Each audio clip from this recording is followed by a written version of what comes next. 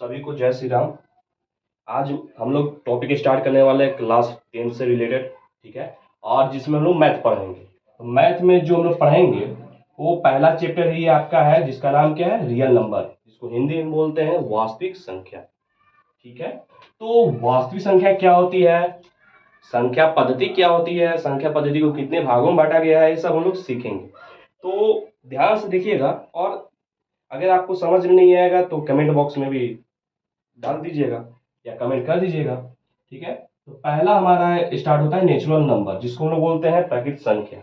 प्राकृतिक जो संख्या होती है वैसी संख्याओं को बोला जाता है जिनको हम लोग गिन सकते हैं। मतलब ऐसे समझिए कि कोई भी चीज को गिनती कर रहे हैं, ठीक है। तो गिनती कर रहे हैं, उसको ऑर्डर में लिख रहे हैं। जैसे मान लीजिए कि कोई क्लास में फर्स्ट आया, कोई सेकंड आया, कोई थर्ड आया, तो उसको नंबरिंग में डिनोट करते हैं 1 2 3 4, ठीक है। या काउंटिंग करते हैं, पैसा गिनना स्टार्ट करते हैं तो 1 2 3 4 से स्टार्ट होता है। इसलिए जो नेचुरल नंबर होता है वो कितना से स्टार्ट होता है सर, 1 2 3 4 5 6। इसी को लोग क्या बोलते हैं, नेचुरल नंबर। अगला क्या है, होल नंबर, जिसको बोलते हैं पूर्ण संख्या। तो होल मतलब क्या होता है कि जहां से उद्भव हुआ है नंबरों का, नंबर का जनरेशन कहां से हुआ है, जीरो से, ठीक है। 0 1 2 3 4, अगर 1 के पीछे जीरो लग जाता है तो उसका वैल्यू बढ़ जाता है। तो जो नंबर है हमारा नेचुरल नंबर, यदि जीरो के साथ है, किसके साथ है भैया, जीरो के साथ है, मतलब जो नेचुरल नंबर है वो तो होगा ही, और उसके साथ यदि जीरो आता है तो उसको हम लोग क्या बोलते हैं, होल नंबर। तीसरा आता है पूर्णांक। इसको अगर हम लोग हिंदी लिखना चाहें तो इसको हम लोग वास्तविक संख्या लिख सकते हैं, कोई प्रॉब्लम नहीं है, ठीक है। इसको वास्तविक संख्याएं लिख सकते हैं, ठीक है। इसको हम लोग लिख सकते हैं प्राकृतिक संख्या, प्राकृतिक संख्या है, ठीक है। इसको हम लोग लिख सकते हैं पूर्ण संख्या,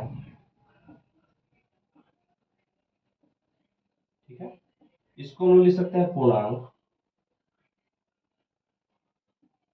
ठीक है। तो पूर्णांक जो होता है it's negative, zero and positive. अच्छा, निगेटिव, जीरो और पॉजिटिव क्या होता है सर, मतलब जिसका स्टार्टिंग माइनस से भी हो सकता है, जैसे -4 -3 -2 -1 -11, मतलब माइनस की साइड भी जा सकता है, जीरो भी होता है, और 1 2 3 4 के बाद उस साइड भी जाता है, ठीक है। तो देखिए, अगर नेचुरल नंबर को डिनोट करना होगा तो उसको हम लोग एन से डिनोट कर देते हैं। अगर हमको होल नंबर को डिनोट करना होगा उसको हम लोग डब्ल्यू से डिनोट करते हैं। और यदि हमको इंटीजर को डिनोट करना होगा सर तो उसको हम लोग जेड से डिनोट करते हैं। अगला आता है प्राइम नंबर, ठीक है। प्राइम नंबर जिसको बोलते हैं अभाज्य संख्या, ठीक है। तो प्राइम नंबर क्या होती है, ठीक है, डिवाइडेड आइदर वन और इटसेल्फ। वैसी संख्या जो स्वयं और एक से विभाजित होती है उसको अभाज्य संख्या बोलते हैं, ठीक है। इसको लिख सकते हैं अभाज्य, अभाज्य संख्या। जैसे दो किससे भी विभाजित होगा, या तो एक से, या तो स्वयं से, दो से। तीन किससे विभाजित होगा, या तो एक से या तो तीन स्वयं से। तो जितने भी संख्या हैं जो स्वयं से और एक से डिवाइड होती हैं तो उनको क्या बोलते हैं हम लोग, प्राइम नंबर। दूसरी होती है भाज्य संख्या। क्या होती है सर, भाज्य संख्या। देखिए, भाज्य संख्या क्या होती है, वैसी संख्या जिनका दो से ज्यादा फैक्टर होते हैं। जैसे अगर चार का हम लोग जिक्र करेंगे तो इसका 1 से भी कट जाएगा, 2 से भी कट जाएगा और 4 से। तो मोर देन 2 फैक्टर है कि नहीं सर, 1 भी है, 2 भी है और 4 भी है। इसको बोलते हैं भाज्य संख्या। एक बात आप लोग याद रख लीजिएगा कि 1 जो है वो ना तो प्राइम नंबर है और ना ही कंपोजिट नंबर है। वो जो 1 होता है सर, ये जो 1 है इसको ना तो हम लोग प्राइम नंबर बोलते हैं और ना ही इसको कंपोजिट नंबर बोलते हैं। अगला आता है इरेशनल नंबर, मतलब वैसी संख्या जिसको हम लोग बोलते हैं अपरिमेय। क्या बोलते हैं, अपरिमेय संख्या, ठीक है। तो अपरिमेय संख्या कहने का मतलब क्या है, जिसे हम लोग पी बाई क्यू के रूप में डिनोट नहीं कर सकते हैं। जिसको हम लोग पी बाई क्यू के रूप में डिनोट नहीं कर सकते हैं उसको हम लोग क्या बोलते हैं, अपरिमेय संख्या। जैसे √2 √3 √5 पाई √7, मतलब आपको जो लगे। लेकिन √9 नहीं होगा सर, √9 को हम लोग, देखिए √9 नहीं होगा। क्यों नहीं होगा, क्योंकि इसका 3 है, इसको पी बाई क्यू के रूप में लिख सकते हैं। तो ये जो है ये सब नहीं होगा ना, ये सब नहीं होगा। अगला क्या है, रेशनल नंबर, जिसको बोलते हैं परिमेय संख्या। क्या बोलते हैं,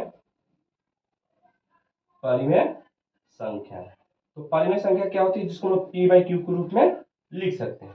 जिसको पी बाई क्यू के रूप में क्या कर सकते हैं, लिख सकते हैं।